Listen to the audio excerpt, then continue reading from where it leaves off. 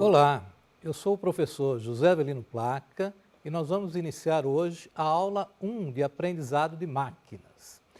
Aprendizado de máquinas é um assunto que está em alta na área de ciência de dados, ciência da computação, devido ao enorme número de aplicações que essa técnica tem propiciado.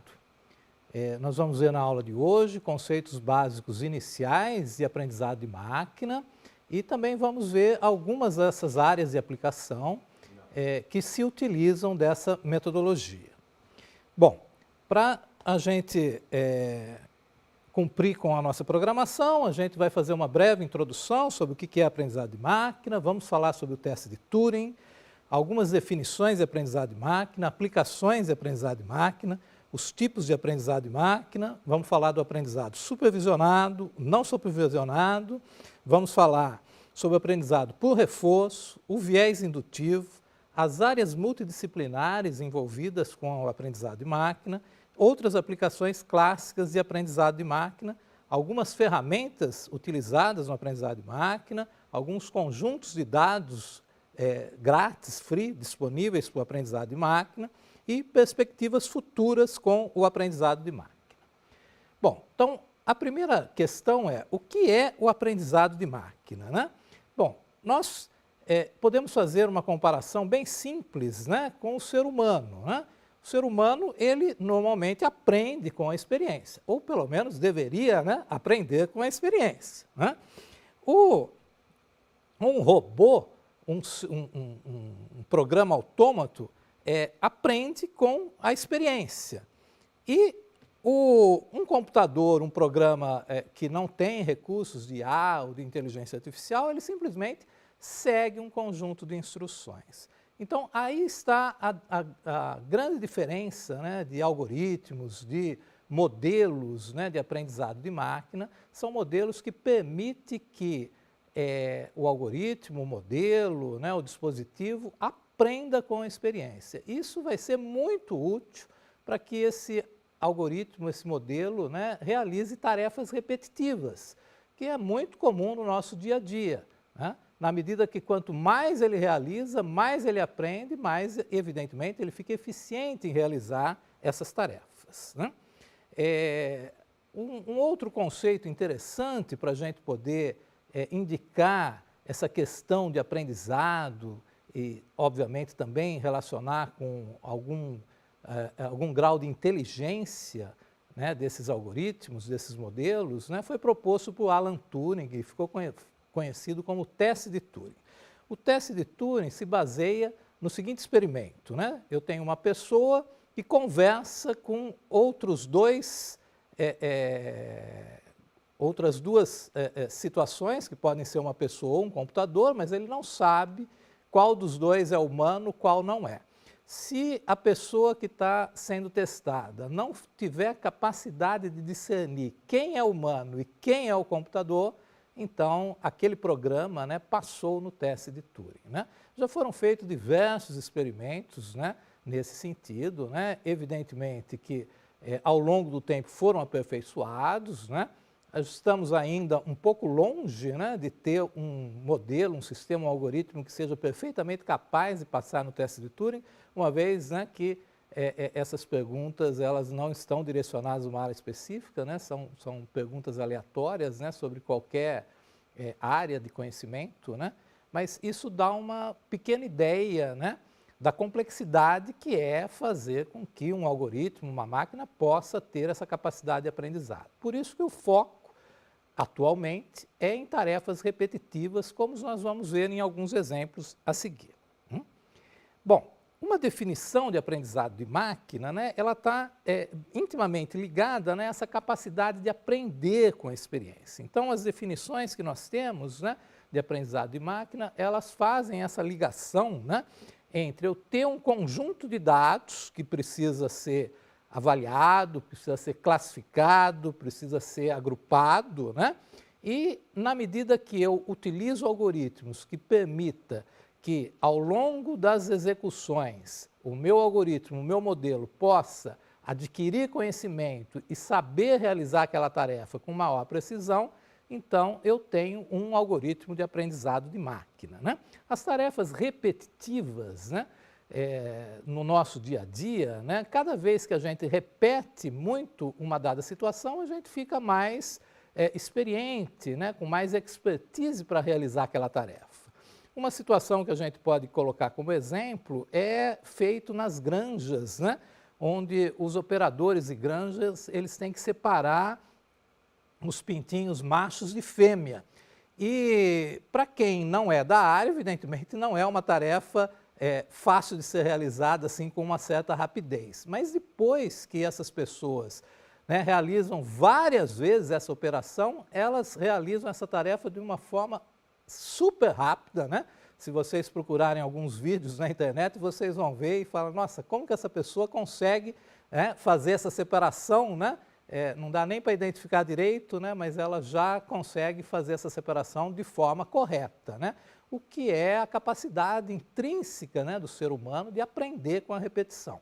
Então, o aprendizado de máquina visa construir algoritmos que permitam que modelos computacionais possam realizar essa tarefa com um grau de assertividade, né, bastante elevado, né? Bom, as aplicações de aprendizado de máquina são diversas, né? A gente poderia citar diversas aplicações. Eu vou citar aqui uma que talvez seja mais corrente, né, que é o reconhecimento facial.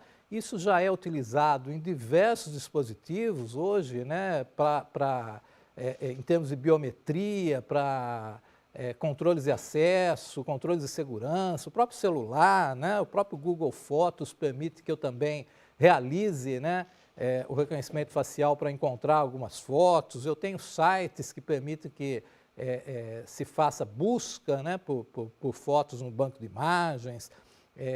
As grandes empresas, a Amazon, por exemplo, ela mantém um pacote, né, que permite que eu implemente aplicações com reconhecimento facial. Então, isso já é uma área que expandiu bastante e é fruto de pesquisas, implementações, inovações de algoritmos de aprendizado de máquina, que faz com que o algoritmo reconheça padrões, né, de uma face, né, e possa depois identificar ela, mesmo que já se tenham passado alguns anos, a pessoa tenha envelhecido, tenha cortado o cabelo, deixado a barba crescer e assim por diante.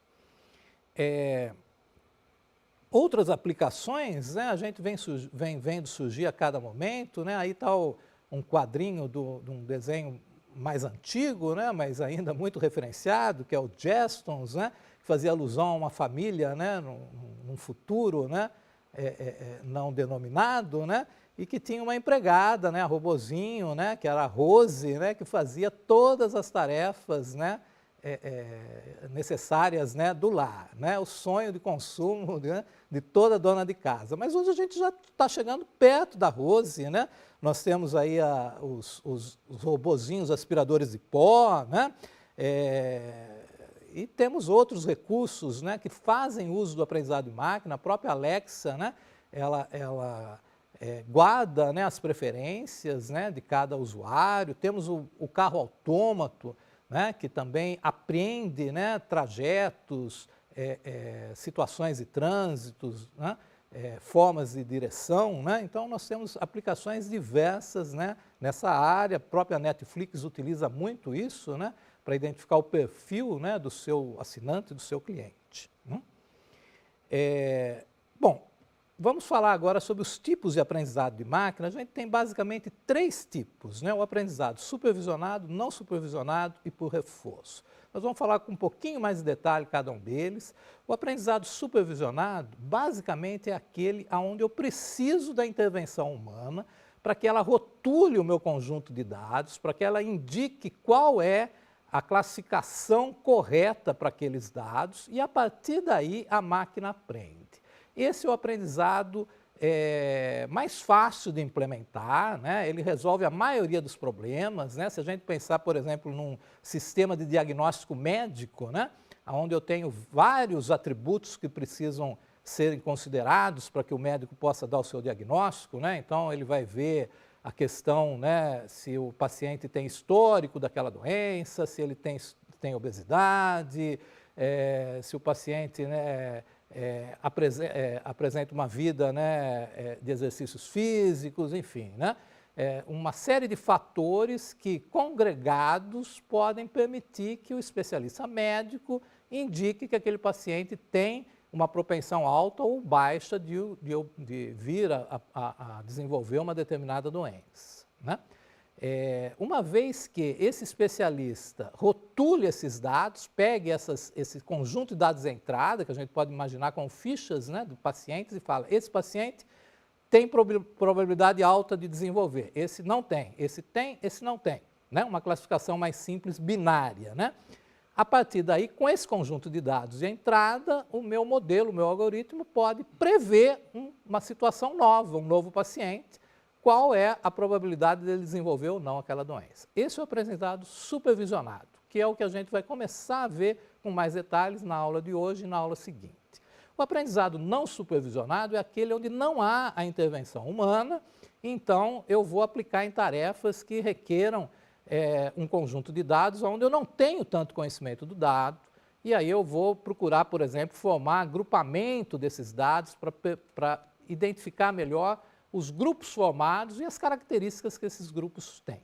E, finalmente, o aprendizado por reforço é um aprendizado que pode ser classificado também como semi-supervisionado, porque não há intervenção humana, porém, cada vez que há uma resposta do meu modelo a um novo dado, eu coloco o analista humano para validar essa resposta, né, se ela está correta ou não, e caso ela não esteja, né, eu reingresso esse exemplo no meu modelo para que ele aprenda com os erros. Então, o aprendizado por reforço é aquele aprendizado que permite que o meu modelo possa aprender com determinados erros, né? Bom, o aprendizado supervisionado, então, como a gente já comentou, né, é aquele onde eu preciso da intervenção humana para rotular os dados, para dizer o que são cada um desses dados, e aí, a partir daí, um novo dado não pertencente ao conjunto, eu coloco para que o meu modelo possa dizer a que classe ou qual o rótulo que aquele dado deve receber, né? Normalmente, numa tarefa de aprendizado supervisionado, se separam os meus conjuntos de dados, né, que eu vou utilizar. Eu separo normalmente em torno de 20% para serem os dados de treinamento, onde eu vou ter o especialista humano que vai fazer essa rotulagem dos dados, e os outros 80% seriam os dados de teste, onde daí eu vou submeter esse dado para ver se o meu modelo vai poder classificar corretamente. Vale lembrar que os meus modelos, né, eles atingem índices muito bons, né, de acurácia, né, e de acerto, mas não dá para ter um modelo que eu possa garantir que ele vai acertar em 100% dos casos devido a uma série de fatores, inclusive a imprevisibilidade dos dados, como a gente vai ver a seguir. Bom, o aprendizado não supervisionado é aquele onde eu não tenho a participação do analista humano, né? Então, normalmente se utilizam em tarefas de agrupamento, informação de cluster, para que depois eu possa identificar características comuns nesses grupos formados.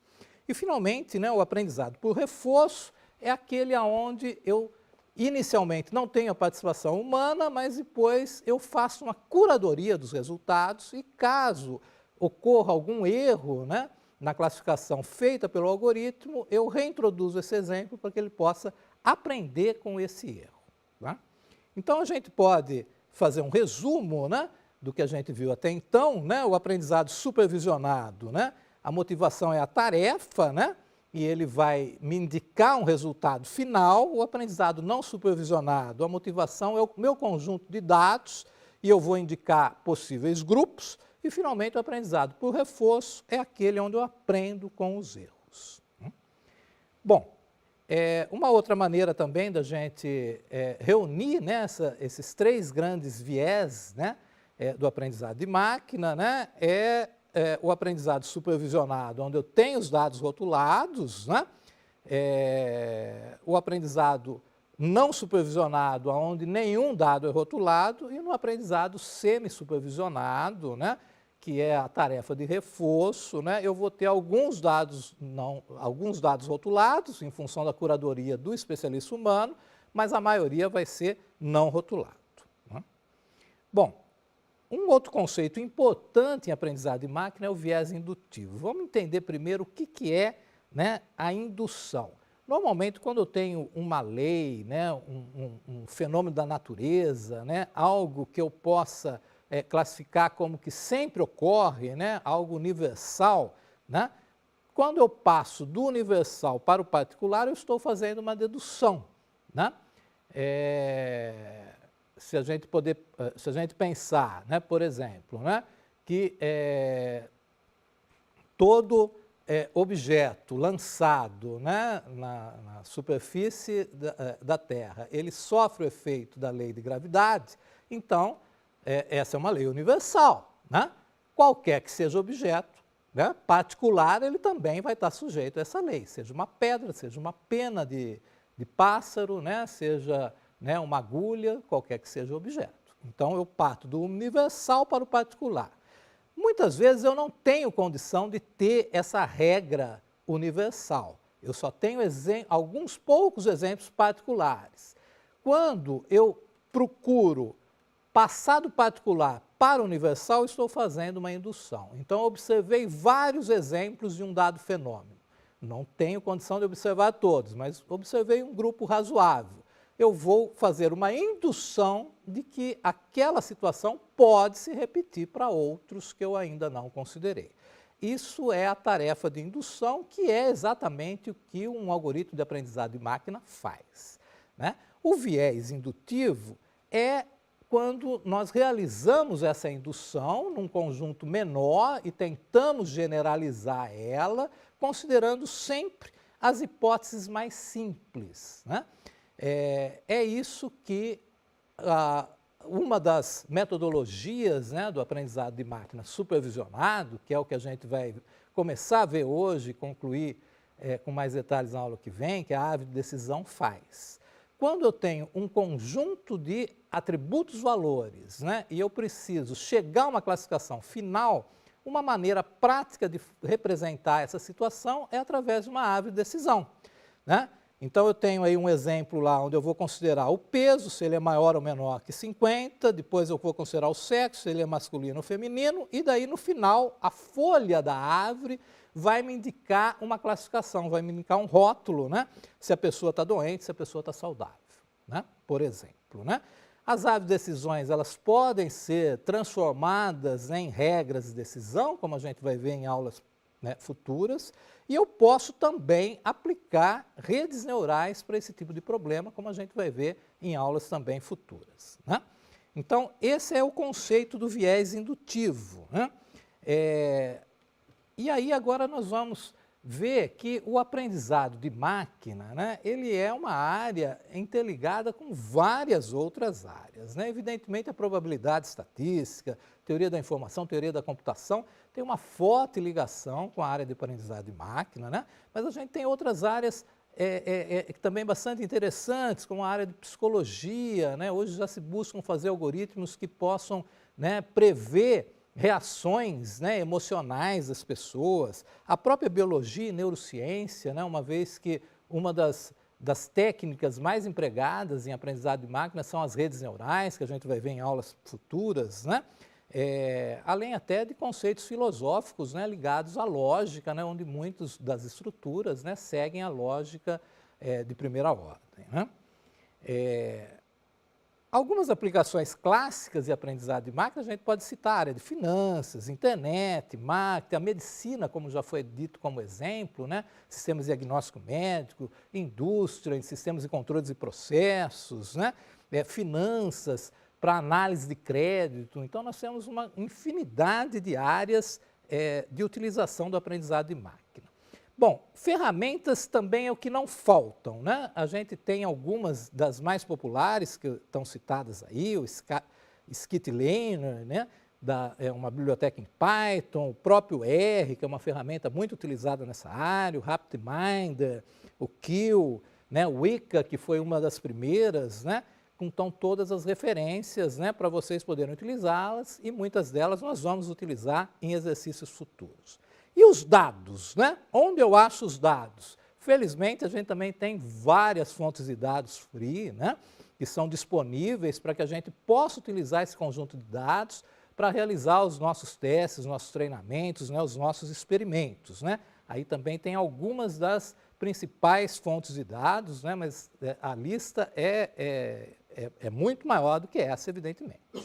Quais são as perspectivas futuras do aprendizado de máquina, né? Eu coloquei aí alguns clássicos de filmes, né, de ficção científica, né? Talvez o Blade Runner seja o mais antigo, né? Eu tinha um androide, né, com capacidades, né, sobre-humanas até, né? Mas nós estamos caminhando, né, nessa direção, né? Não vai demorar muito, nós vamos ter um robô que vai poder interagir de uma forma bastante parecida com a forma humana, né? Realizar tarefas, né? Que hoje, né, a gente não pensa que um robô poderia ser capaz de realizar, né? Mas o foco, né, que a gente vai ver, as grandes aplicações, são em tarefas repetitivas, tá? E, finalmente, temos aí algumas referências, né, dos livros, textos básicos aí da disciplina, né, presentes na minha biblioteca, né? E espero que vocês tenham gostado dessa primeira aula e até a próxima aula.